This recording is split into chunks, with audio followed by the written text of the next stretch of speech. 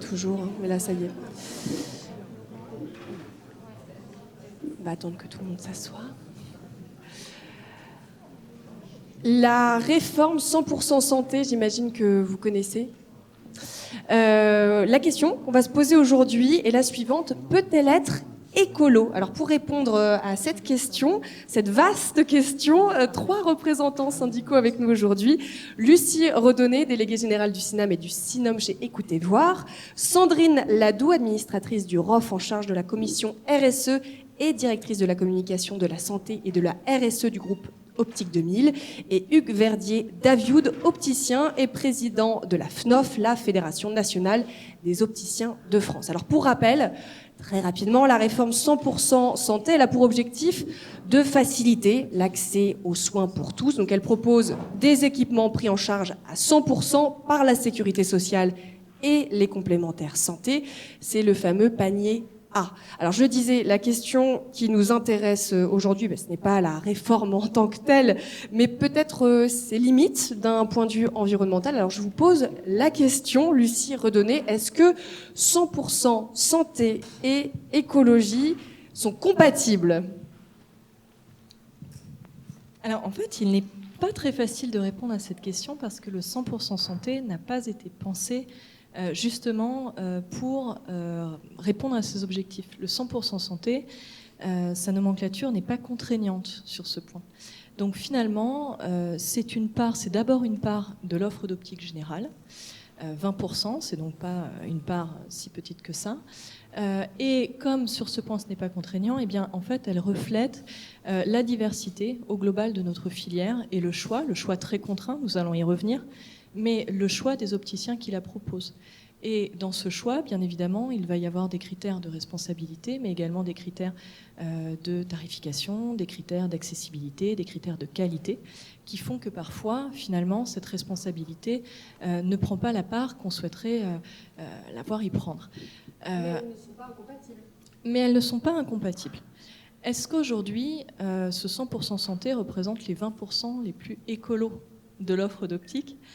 Eh bien, je ne suis pas sûre, et je ne suis pas sûre tout simplement parce que c'était également parfois l'objet des interventions de ce matin ou de celles auxquelles nous allons assister cet après-midi. Les évolutions technologiques qui aujourd'hui nous permettent de verdir notre filière relèvent encore beaucoup de l'innovation, même si de nombreuses opticiennes et de nombreux opticiens se sont investis depuis déjà des années sur ces sujets. Je pense bien évidemment à Carole Rill qui nous réunit aujourd'hui. Et comme cela relève encore de l'innovation et que cette innovation malheureusement a un coût, parfois elle ne parvient pas à irriguer l'ensemble de l'offre d'optique. Donc elle est pas incompatible mais limitée. Exactement, pas incompatible mais limitée. Sandrine Ladoux, je me permets de reprendre un micro. On n'a que 3 micros, je suis désolée, donc je vais soit donner de la voix, soit prendre un micro, ce qui est peut-être plus confortable pour moi. Sandrine Ladoux, vous n'êtes pas forcément d'accord avec tout ce qui vient d'être dit. Alors, je ne suis pas du tout en désaccord avec ce que vient de dire Lucie. En revanche, je vais être un tout petit peu plus nuancée. Moi, je vais dire oui et non. Alors déjà, la question, écolo, je ne sais pas trop ce que ça veut dire. Moi, je vais revenir quand même sur l'origine du dispositif. Donc, je vais séparer le dispositif et le produit. On vous écoute. Voilà. Pour moi, le dispositif, il est durable. Je ne sais pas s'il est écologique, mais il est durable. Quand la finalité d'un dispositif, c'est de donner accès aux soins à des gens qui ne pouvaient pas acquérir des lunettes, on peut pas dire que ce soit, on peut que dire que c'est un dispositif durable. Voilà. Et il y a encore, je le dis, quand même 1 Français sur 10 qui déclare, alors les chiffres, chacun a un peu ses chiffres, mais il y a 1 Français sur 10 qui déclare quand même en fait renoncer à des soins optiques pour des raisons financières. Donc en ça, pour moi, c'est un dispositif responsable. Il est même responsable, alors je vais remonter d'un cran, au titre des objectifs de développement durable de l'ONU, puisqu'il y a un objectif, le numéro 3, qui décrète que normalement tout le monde, toute la population mondiale devrait pouvoir acquérir une bonne santé et un bien-être. C'est le premier aspect. Le deuxième du dispositif, pourquoi est-il responsable ? et là, on va dire que je joue un peu contre mon camp, c'est qu'il a instauré quand même un remboursement tous les 2 ans. Donc en ça, on va dire, et je ne prends pas parti, il instaure quand même, il impose un modèle de consommation un peu plus responsable. Alors évidemment, il y a des limites, il faut faire attention, et la santé visuelle, c'est important, et il faut effectivement régulièrement contrôler sa vision, mais quand même, hein, il y a aussi un aspect responsable. Ça encourage moins la consommation, selon vous, c'est ça ? Exactement. Alors là où je suis en revanche totalement d'accord avec Lucie, c'est sur le côté produit. Évidemment, alors ce matin on a parlé d'analyse du cycle de vie des produits en disant que ça n'existait pas. Alors je sais que dans notre syndicat, certains adhérents ont fait des analyses de cycle de vie et justement des produits 100% santé, et qu'effectivement, alors l'analyse du cycle de vie en 3 mots, hein, mais c'est vraiment analyser toute la vie d'un produit, des matériaux utilisés jusqu'à la fin de vie. Oui, mais bon, c'est pas mal de le redire parce que effectivement, c'est bien aussi d'avoir quelques repères. Et en ce sens, effectivement, le bilan, on peut pas dire qu'il soit positif puisque globalement, je pense que tous les produits commercialisés dans l'offre 100% santé viennent majoritairement d'Asie, que ce soit les montures ou les verres. Hugues Verdier, d'avis de vous, il me semble que votre syndicat n'a pas signé cette réforme. Pourquoi ? L'une des raisons, c'était parce qu'elle ne pouvait pas être écologique. Donc non, le 100% santé n'est pas écologique. Il y a pas de, pour notre part, il n'y a ni oui ni non, c'est non. Voilà. Et c'est l'un des motifs de refus. Il y en a un certain nombre, mais parmi ceux-là, c'est que le prix des montures 100% santé, 30 € prix TTC, c'est-à-dire 25 € hors taxe, parlons de 25 € hein, en l'occurrence, 5 € ça appartient à l'État, ne permettait pas d'avoir des montures qui permettaient à l'opticien de choisir des montures qui étaient potentiellement faites en France. Pour ça, il aurait fallu que le prix soit au moins du double. Et nos propositions à nous, à l'époque, étaient d'avoir un prix de monture beaucoup plus élevé. Il se trouve que, pourquoi on n'a pas remporté le consensus sur le prix des montures avec un prix plus élevé, c'est que ça remettait en cause un certain nombre de modèles économiques, puisque, mettons, à 60 € le prix de vente TTC, on rentrait en interaction avec, par exemple, des prix de seconde monture à 50%, et qui se vendent à peu près dans ces prix-là. Et donc du coup, et qui sont aussi des montures d'origine asiatique, on va pas se mentir. Donc c'est dire qu'on avait des montures. Ça posait des problèmes d'accessibilité finalement, qui est l'objet de la réforme 100% santé. Et pourquoi les lunettes à 30 € ou de 100% remboursées, c'était ça l'objectif de cette réforme. L'objectif de la réforme, c'est de permettre un équipement pour un maximum de Français. Mais aujourd'hui, l'optique, c'est ce qu'on a dit aussi depuis le départ, et je crois que les autres syndicats l'ont aussi dit, c'est-à-dire il n'y a pas de problème d'équipement en optique. Un Français sur 10 n'est pas équipé, mais la raison, c'est de savoir pourquoi il n'est pas équipé. Est-ce que c'est vraiment un problème de moyens, ou un problème de communication, ou un problème d'accès aux soins, ou d'accès à la prescription? Il y a ça aussi. Aujourd'hui, 9 Français sur 10 ont accès à l'équipement. Et donc, l'optique n'était pas en soi un problème financier, ça a été depuis dit et écrit par de nombreux rapports, d'accès à l'équipement. Et on n'a pas attendu les pouvoirs publics pour pouvoir proposer à nos patients des équipements accessibles. On n'est pas des sauvages et on sait équiper des gens qui n'ont pas de moyens. On nous est tous arrivés dans nos magasins d'équiper même gratuitement des gens qui avaient vraiment besoin d'un monture d'urgence. On le faisait. Donc aujourd'hui, c'est pas ça l'optique. Il se trouve que l'optique a été le régulateur économique de toute la réforme 100% santé, notamment sur l'audio et le dentaire, où il y avait des fortes demandes et on voit le succès qu'ils ont eu. Et donc ça a servi à ça. Et on se rend compte aujourd'hui que les résultats sont pas là, puisqu'on n'avait pas besoin de l'optique en 100% santé. Il y a une question, moi, qui m'intéresse, c'est qu'on a entendu peu ou quasiment pas les syndicats s'exprimer sur ces questions d'écologie. Là, on vous entend, Hugues Verdier-Davioud, nous parler d'écologie, que c'était la motivation pour ne pas signer cette réforme, mais jusqu'à présent, on ne vous a pas entendu sur ces questions d'écologie. Alors oui, faut l'avouer, faut être assez, je pense, honnête. C'est vrai qu'on entend assez peu les syndicats s'exprimer sur ce sujet. Néanmoins, c'est vraiment un sujet qui est en train de se développer au sein des syndicats. Pour preuve, par exemple, au sein du ROFIA, une commission dédiée sur les sujets de la RSE. Mais après, on l'a un peu dit en filigrane ce matin, c'est vraiment une question de filière. C'est-à-dire qu'on est tous concernés. les industriels, j'ai entendu Oya ce matin, les distributeurs, les fabricants, le client. Nous, on est un syndicat important qui regroupe des acteurs importants du secteur de l'optique. On a aussi un rôle, ça a été dit aussi un peu ce matin, de pédagogie, d'information des clients. Après, il y a aussi un modèle économique, effectivement, sur lequel il va falloir travailler, mais collectivement. Ça ne se fera pas tout seul, ce ne sera pas les syndicats tout seuls, ce ne seront pas les enseignes toutes seules, ce ne seront pas les magasins tout seuls. C'est un travail collectif et ça va demander quand même du temps pour pouvoir se déployer efficacement.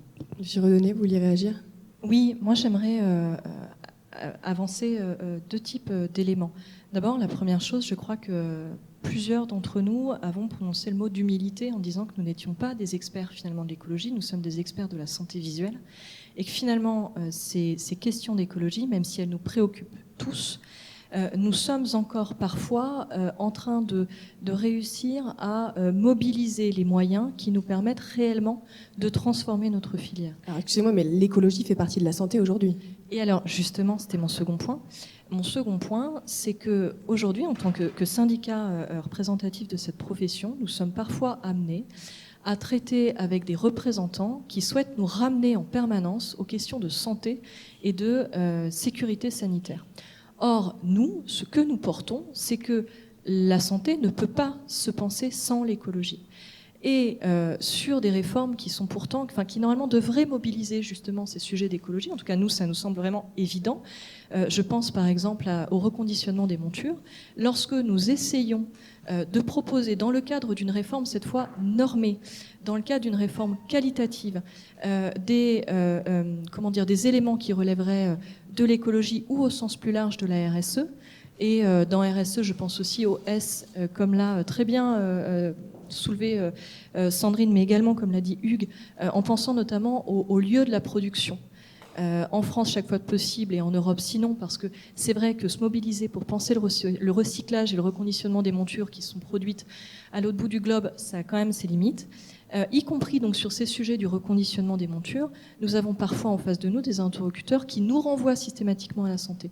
Or, aujourd'hui, on le sait bien, et notre filière, comme d'autres, est concernée par des problématiques d'écologie qui touchent à la santé, avec la production de plastique, avec l'utilisation de certains composants dont on sait qu'à minima in vitro, ils présentent des risques pour les organismes. Je pense aux polluants éternels qui peuvent intervenir dans certains dispositifs médicaux. Mais en tant que syndicat, vous discutez avec les législateurs, avec les autorités régulatrices, vous avez du poids. Qu'est-ce qu'on peut faire aujourd'hui ? Alors là, je vais remettre sur un... Pareil, je vais revenir un petit peu à l'origine. Toute la partie écologie, RSE, c'est tombé sur la table au moment de la phase 2, début d'année 2023, où l'État a voulu lier l'écologie au 100% santé.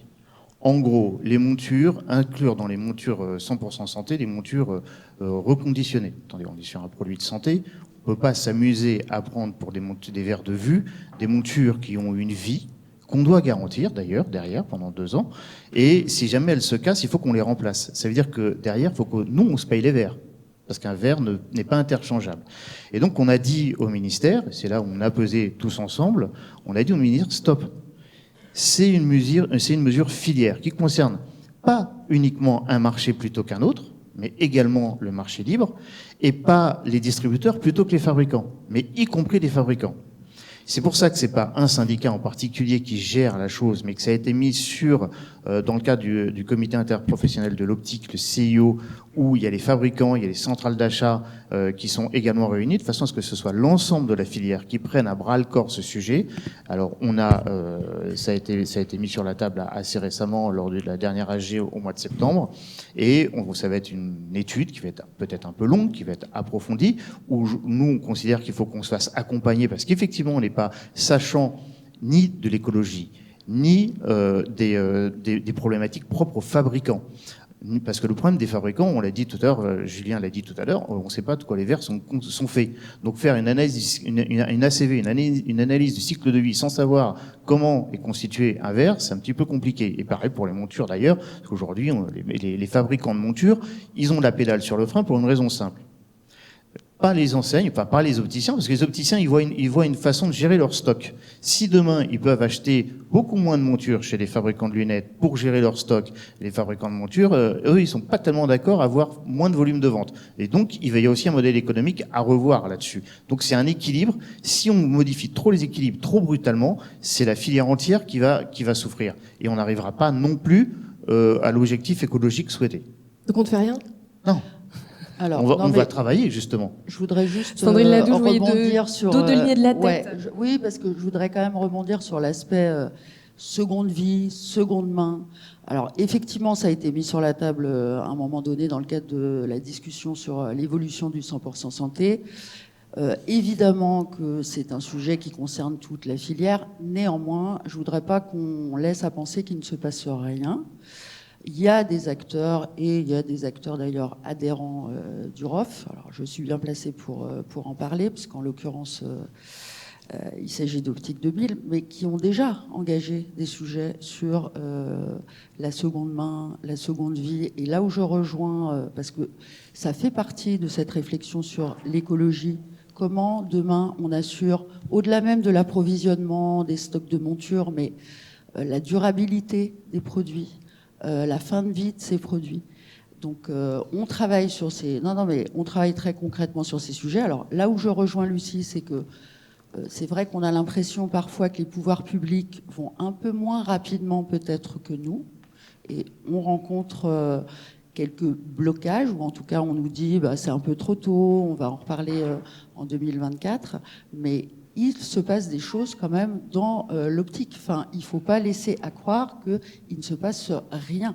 Effectivement, il faudra travailler collectivement pour amplifier ce mouvement, et on ne pourra pas le faire seul, mais il y a des initiatives qui sont prises et qui, quand même, montrent un peu le chemin, et j'espère le chemin à d'autres. Verdi, David, je vous laisse répondre et après je donnerai la parole à Lucie Redon. Les pouvoirs publics ont une responsabilité. Aujourd'hui, ce qui freine les pouvoirs publics, c'est les dérives.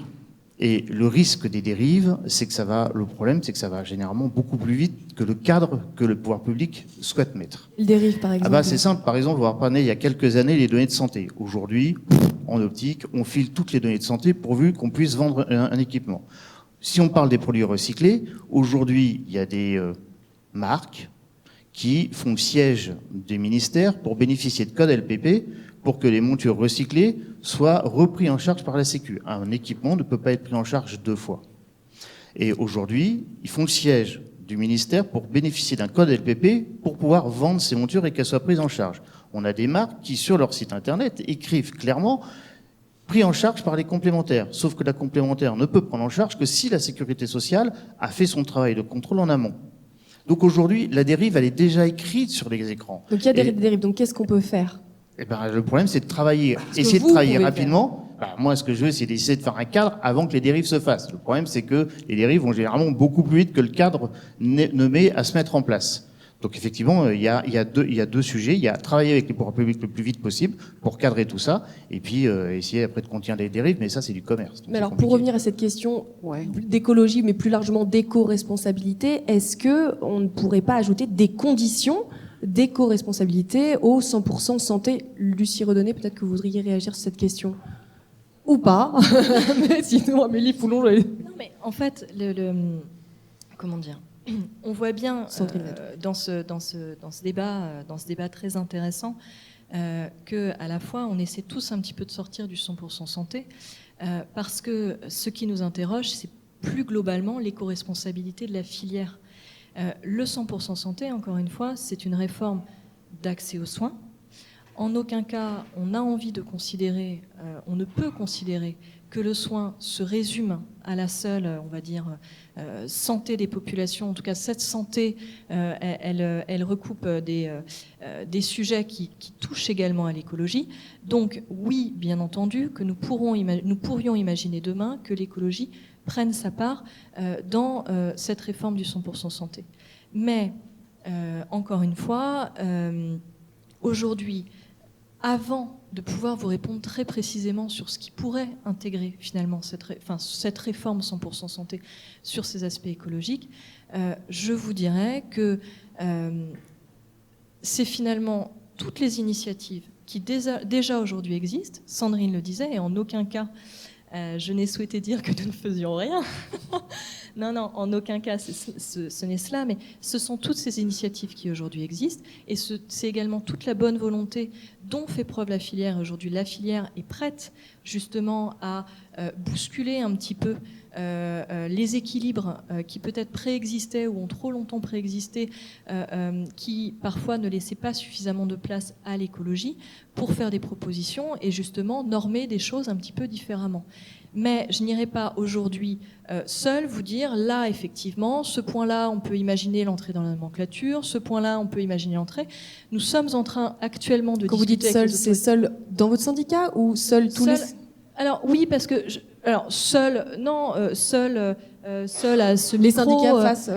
Oui, en fait, aujourd'hui, nous sommes en train justement de nous réunir, Hugues l'a dit, au niveau de la filière pour éviter que ces sujets ne relèvent de la concurrence entre acteurs et que nous prenions ce temps de la réflexion collective pour imaginer des solutions qui conviennent à tous et qui tiennent compte des contraintes de tous, et ces contraintes, elles diffèrent selon les types de fabricants ou selon que nous soyons opticiens ou fabricants, de manière à penser finalement un socle de propositions, de manière à évaluer à quel moment ce socle de propositions peut trouver une transformation et dans quelles conditions. Donc oui, moi j'espère que nous pourrons faire des propositions, y compris qui touchent au 100% santé. Et encore une fois, tout ce qui aujourd'hui relève de l'optique peut avoir sa place dans le 100% santé dès lors que ça ne perturbe pas cet équilibre, d'abord axé sur l'accessibilité. Donc c'est en travail en ce moment. C'est en travail en ce moment et j'espère bien que l'année prochaine, nous reviendrons vous faire des propositions. Oui, parce que c'est vrai que ne parler que du 100% santé, c'est un petit bout de la lorgnette, effectivement. Nos réflexions, elles sont aujourd'hui beaucoup plus larges que l'offre 100% santé, le panier A, qui certes est important, hein, 20% c'est pas négligeable, mais la réflexion, elle va être globale sur l'ensemble, encore une fois, de la filière. Et quand vous disiez sur quoi on peut travailler, Lucie l'a dit, on peut travailler aujourd'hui avec les fabricants sur les matériaux utilisés, on peut travailler sur les lieux de production, la traçabilité aussi. La traçabilité, effectivement. Alors, il y a des secteurs qui sont beaucoup plus avancés que le nôtre, dont on peut s'inspirer, notamment le secteur textile, quand même, qui est beaucoup challengé sur ces lieux de production. Il y a matière, là, à les regarder et à s'inspirer collectivement de choses qui sont faites aujourd'hui, mais ça nécessite, je tiens à le préciser, des moyens importants. On en a aussi parlé ce matin en matière de recherche et développement, et donc un acteur isolé ne pourra pas le faire seul. Hugues Verdier-Daviud, vous venez justement d'un autre secteur qui a eu pas mal de changements dans le domaine, c'est celui du bâtiment. Alors comment on peut éviter de faire les mêmes erreurs finalement dans le monde de l'optique ? Est-ce que vous avez un peu tiré des conséquences de tout ça ? En évitant de se précipiter et en se servant des expériences des uns et des autres. Le problème, c'est que... Enfin là, on ne se précipite pas pour le moment. Le problème, c'est qu'on est français, on est assez latin, et la plupart du temps, on attend d'être acculé avant de passer à l'action. En Allemagne, ils sont plus en avance sur un certain nombre de sujets, parce que quand il y a des choses qui arrivent, ils en prennent compte tout de suite. Dans le monde de l'optique ? Mais notamment, oui. Par exemple en Allemagne, il y a un syndicat européen de syndicats d'opticiens. On est probablement le seul pays qui n'est pas représenté. Or, la RSE, c'est une loi européenne. Donc c'est quelque chose à laquelle on aurait pu se préparer depuis longtemps. Il se trouve que le gouvernement se sert de l'écologie comme... Alors, c'est une nécessité, mais lui s'en sert comme axe de communication. C'est ce qu'il a fait pour le 100% santé. Et aujourd'hui, pourquoi il a lié l'écologie au 100% santé ? C'est que du coup, c'est un super axe de communication. Et nous, ça nous accule à aller au bout des choses et très vite. Le problème, c'est que les initiatives peuvent être intéressantes et d'autres peuvent être malheureuses parce que ça crée des dérives qui ne sont pas encadrées. La téléconsultation, c'est également la chose. Enfin, ce qu'on appelle la téléophtalmologie qui n'a absolument aucun sens. Ça ne veut rien dire, la téléophtalmologie, ça n'existe pas. Je ne vois pas trop le rapport avec notre débat. Ce que je veux dire, c'est encore une fois, comme les données de santé, la téléconsultation, l'écologie, les initiatives individuelles font que ça crée des portes dans lesquelles tout le monde s'engouffre et qu'après, il est très difficile de revenir dessus. Et quand je parle tout à l'heure des codes LPP, c'est exactement la chose. Quand on a des fabricants de lunettes qui disent « moi je fais du recyclage et c'est pris en charge par la complémentaire », je suis désolé, c'est faux. Et donc c'est notre devoir d'aller assez vite pour essayer d'encadrer les choses de façon à ce que les choses se fassent le mieux possible. Dans le bâtiment, il y a 30 ans, ça fait 30 ans qu'ils ont pris les choses en main. Aujourd'hui, pour répondre à un marché public, il faut s'engager à avoir X% de produits recyclés. Est-ce qu'on veut ça Après, demain le bâtiment, il n'y a pas cette dimension santé qui existe dans le monde de l'optique. Donc on ne peut pas non plus faire tout en parallèle. Non, mais... Je l'ai fait au début, je vous l'accorde. Non, Il n'y a pas de copier-coller. Mais pas du tout. Et vous croyez qu'il n'y a pas de santé dans le bâtiment ? Vous croyez qu'il n'y a pas d'hygiène et sécurité dans le bâtiment ? Il y a une notion écologique qui a été imposée sur les marchés publics. Voilà, si on parle d'État, si on parle de prise en charge de l'État, s'il y a dans les marchés publics, pour répondre, il faut un certain pourcentage de produits recyclés. Et est-ce qu'on veut ça dans nos magasins ? Est-ce qu'on veut qu'au même titre du 100% santé, où on nous impose d'avoir 55 montures, on veut X% de produits recyclés dans nos magasins ? Pourquoi pas ? Alors, avant de Mais donner est-ce que ça va être utile ? Avant de donner la parole au public, parce que je pense qu'il y a des questions sur ce sujet, est-ce qu'aujourd'hui, vous le disiez, Lucie Redonné, c'est en travail. On a des pistes, des solutions pour verdir justement le monde de l'optique au-delà du 100% santé. Vous voulez réagir ? Je vais laisser la parole à Lucie, mais verdir, j'aime pas trop parce qu'on a l'impression que c'est un peu cosmétique et je pense que employez le terme que vous souhaitez, voilà, mais en tout cas, qu'il y ait des actions concrètes. La transformation qui est en cours, elle va être beaucoup plus profonde que juste verdir. C'est-à-dire et c'est ce les qu'on a pistes dit. aujourd'hui. Il y a déjà des pistes aujourd'hui. Il y a déjà, on en a parlé. Certains acteurs ou adhérents de syndicats qui réalisent des analyses de cycle de vie de leurs produits, donc qui sont en capacité de connaître les matériaux utilisés et d'apporter demain des améliorations. Il y a des travaux sur la seconde main des produits. Alors, je ne dis pas qu'il faut qu'on se fasse imposer un pourcentage de produits recyclés, mais quand même, c'est une réponse concrète à la durée de vie des produits. Il y a un truc dont on parle jamais et que font les opticiens au quotidien depuis des années, qui est la réparation, qui est aussi une façon de faire durer les produits. Et faire durer les produits, c'est bon pour la planète. Enfin voilà, des choses très concrètes, elles existent. Lucie Redonné. Non, mais effectivement. Je vous sens désabusée. Non, pas du tout. Non. Non, pas du tout. Non, mais effectivement, Sandrine a commencé à répondre à la question.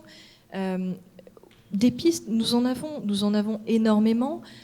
Nous en avons dans l'éco-conception des produits. Nous en avons donc à la fois penser les matériaux qui composent ce produit, penser la manière dont justement le produit terminera sa vie, que ce soit avec une seconde vie ou que ce soit dans la manière de réutiliser finalement le matériau qui le compose. Je n'ai pas très envie en fait de me lancer dans une liste d'innovations technologiques parce qu'encore une fois, on l'a en tête, la sobriété de la production. Enfin, on a tous ces points en tête. Mais vous êtes à la phase des discussions aujourd'hui. On est à la phase où en fait beaucoup de choses se font. Réellement, beaucoup de choses se font. Moi, ce que je constate, c'est que aujourd'hui, la plupart des chercheurs, la plupart des fabricants intègrent, et nous en avions ce matin une très belle illustration avec Oya, intègrent à leur stratégie de recherche et développement ces préoccupations écologiques. Ils pensent ces préoccupations écologiques et donc ils irriguent finalement de solutions nos réflexions. À force d'irriguer de solutions nos réflexions, ils nous permettent d'ouvrir des champs qui font bouger, encore une fois, ces équilibres-là. Le 100% santé, ça restera une réforme d'accessibilité aux soins, même si, nous l'avons redit, cette accessibilité aux soins, vraisemblablement, elle n'a pas attendu le 100% santé, puisque nous avons la chance en optique de bénéficier depuis déjà très longtemps de l'accompagnement des complémentaires santé notamment, qui permettent de rendre accessible un certain nombre de produits, qui d'ailleurs permettent d'avoir justement un équilibre légèrement différent en faisant un peu plus la place à cette responsabilité écologique des produits, ou quelle que soit la manière dont on la nomme. Mais là, je ne dis pas que nous en sommes au stade où nous construisons ces solutions, nous en sommes au stade où finalement tous ensemble, collectivement, on se pose la question de celles qui, d'ores et déjà, peuvent atteindre cette classe A, puisque j'essaie un peu douloureusement de rester dans le thème du 100% Oui, vous le faites santé. très bien. Encore une fois, avant de pouvoir vraiment le faire entrer dans ces 20% parmi les 20% les plus contraints, encore une fois, de notre offre et contraints par d'autres aspects, nous avons envie de penser la responsabilité de la filière dans son ensemble, et y compris, si c'est nécessaire, via la contrainte. Moi, je dirais très rapidement, parce qu'après, je vais dire un mot. Moi, pour moi, on est à l'étape de mutualisation. C'est-à-dire, Lucie l'a expliqué, il y a plein d'initiatives chez tous les acteurs de la filière. Et notre objectif, c'est, dans un premier temps, déjà, de les rassembler, parce qu'il se passe déjà plein de choses. Voilà. Donc, déjà, sachons ce qui se passe avant d'inventer de nouvelles choses. Et on verra déjà qu'il se passe énormément de choses dans notre filière. Un dernier mot très rapidement, si vous le souhaitez, avant de donner la parole, ou peut-être on peut la donner tout de suite et vous répondrez aux questions. Est-ce qu'il y a des questions dans la salle? Je vais faire circuler le micro pour ceux qui le souhaitent. Oui. Je vous les mets.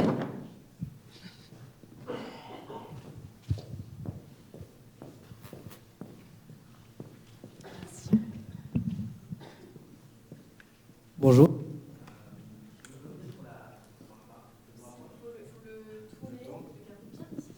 Là, ok. Je voudrais venir sur la prime 100% santé qui a été mise en place, si je ne me trompe pas, sur les 65%. C'est un peu un désastre, selon mon avis, puisque ça met en valeur des nouveaux acteurs de l'optique qui font que du 100% santé sur des filières qui... On sait d'où ça vient, hein, je pense que je vous apprends rien. Donc je voudrais savoir, est-ce qu'il n'y aurait pas plus possibilité de faire des primes sur des produits plus éco-responsables et avoir poussé votre réflexion sur ça. Madame Redonnet, je pense qu'elle elle parle, ou peut-être vous aussi, vous parlez avec des gens du gouvernement. Excusez-moi, voilà, ma question va dans ce sens-là. Alors, le truc, c'est qu'on n'est pas le gouvernement, donc on va avoir un petit peu de mal à vous répondre sur la finalité de la question. Ceci dit, juste un détail. Pourquoi les 42 € sur ces 65%? Alors, c'est pas une prime d'incitation, on a fait changer le terme. En réalité, les prix aujourd'hui du 100% santé ont été fixés en 2018. On est en 2023, il y a eu une petite inflation. Il y a eu depuis 2018. Et ceux qui, à l'époque, sont précipités dans la niche du 100% santé, aujourd'hui disent, tirez déjà, ils étaient à 0, plus ou moins à l'époque. Aujourd'hui, ils sont dans le rouge. Donc, ils sont allés voir l'État, ils ont dit, nous, on est obligé d'arrêter le 100% santé. Voilà. Donc, l'État a fait, non, arrêtez pas, combien il vous faut? Il nous faut tant, tenez, voilà. Donc, en fait, en gros, c'est pas tellement incitatif. Pour moi, j'appelle ça un plan de sauvegarde de la mesure. Voilà. Si vous enlevez ça, ça s'arrête tout de suite. En gros. Donc, qu'est-ce qu'on a? Oui, on préférait... le choix le gouvernement a fait deux choix. En fait, l'idée, c'est ils ont fait des économies sur le 100% santé, la Sécu. Le discours, c'est ça. Hein. On a fait des économies sur le 100% santé. C'était pas prévu. Comme quoi, on peut pas dire que c'est avoir un franc succès. C'était pas prévu. On va le redistribuer. Ils auraient pu, réévaluer le 100% santé sur tout le monde. Ils auraient pu, effectivement, faire une double fourchette en disant on rembourse plus certains types de produits que d'autres types de produits. C'est ce que vous disiez. Et puis, aujourd'hui, ils ont simplement fait le choix d'aider certains acteurs, pas les autres. Est-ce qu'on trouve ça critiquable? Oui. Déjà, sur le mesure incitative, on a trouvé ça tellement critiquable que, pour le coup, on a fait changer le nom. C'est plus une mesure incitative, c'est une mesure d'accompagnement. On a trouvé un consensus là-dessus. Moi, j'appelle ça quand même un plan de sauvegarde. Et donc oui, on aurait préféré autre chose. Ils ont même pas, et je crois même pas, aujourd'hui on est encore en discussion sur la phase 2 du 100% santé, je suis même pas sûr aujourd'hui qu'ils vont réévaluer les prix limites de vente du 100% santé en fonction de l'inflation. C'est-à-dire qu'ils ont choisi de tout mettre sur le 100% santé, sur ces acteurs-là. Donc, et je ne vais pas répondre à votre question. Oui, on est en discussion avec eux. Oui, ça fait partie des arguments qu'on leur tient, c'est-à-dire qu'on préférait que la mesure ait été faite différemment. Maintenant, vous savez, on marche au pas de course. La mesure, le 65%, on a été convoqué quasiment d'une semaine sur l'autre, parce que d'habitude, les invitations, quand on est invité au ministère, on est sur 2-3 semaines de décalage. On a été convoqué en quasiment 48 heures, donc l'invitation c'était le jeudi soir ou le vendredi soir, pour le mercredi soir, 17h ou 18h au ministère, pour discuter, alors on était tranquille, hein. Franchement, il manquait le verre de jus d'orange sur la table et tout allait bien. 2 jours après, on avait le projet qui tombait, alors qu'il n'en avait été absolument pas question lors du rendez-vous 2 jours avant. Et c'était en gros ça, à prendre ou à laisser. Et quand on a eu le 65%, on n'avait pas le montant.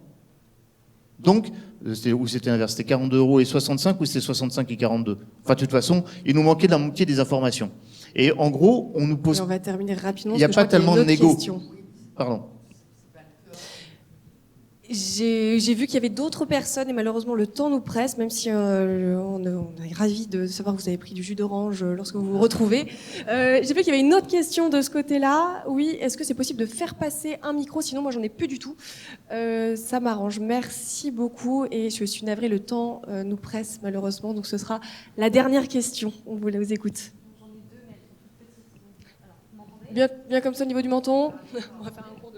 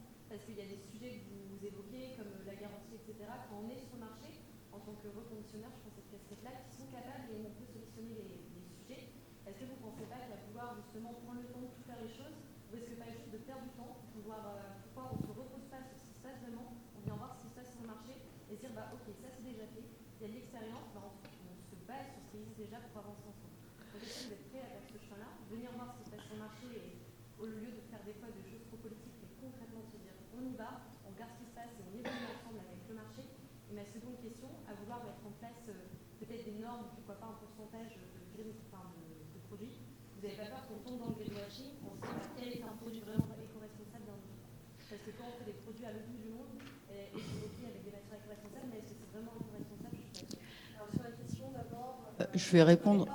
Ouais. Alors non, je vais répondre déjà à la deuxième, si vous me permettez, parce que je ne crois pas qu'on ait parlé de normes ou de pourcentage de produits. Donc peut-être ça a été malin. Enfin, on s'est mal exprimé, mais à aucun moment on s'est dit que précisément, c'est ce qu'on veut pas. Voilà. C'est voilà. Par contre, on peut pas laisser tout faire. Ça, je suis d'accord. Bon. Voilà. Mais Après, ma question, c'est est-ce que ça peut être justement un sujet? Et je pense que ce qu'on veut tous pas ici, c'est du greenwashing. Et Oui. comment justement on peut éviter ce greenwashing? Qu'est-ce qu'on considère un vrai produit éco-responsable d'un autre?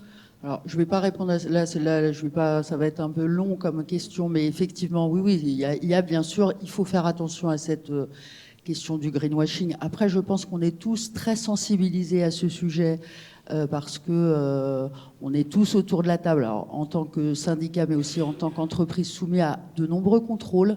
Donc, on est très au fait effectivement de ces risques. Donc, voilà, ça c'est la deuxième question que vous avez posée. Sur la première, donc, alors attention, un syndicat, c'est un rassemblement d'entreprises et ou de magasins indépendants. Donc, je ne crois pas qu'on soit hors sol. Et effectivement, ce qui se passe sur le marché, alors. On n'a peut-être pas une vision exhaustive de tout ce qu'il y a sur le marché, mais je pense qu'on en a quand même une assez bonne vision.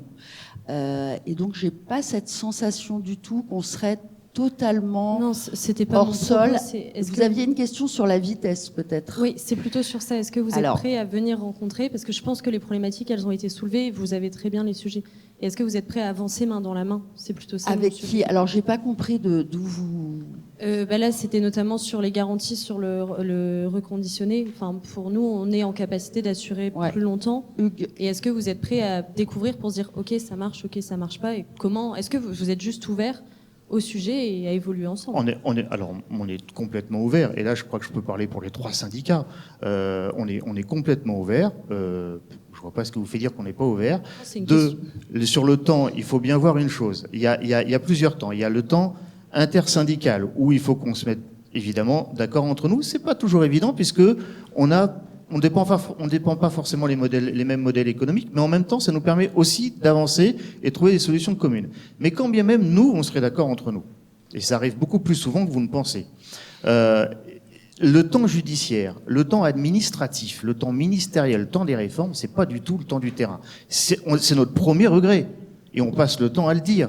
C'est-à-dire que vous, évidemment, les opticiens, ils travaillent avec, c'est une expression un peu péjorative, mais ça veut bien dire ce que ça veut dire. Hein. Donc le prenez pas pour le côté péjoratif. Très rapidement. Le nez dans le tiroir caisse, parce que vous avez des comptes à rendre tous les mois à vos salariés, à vos fournisseurs.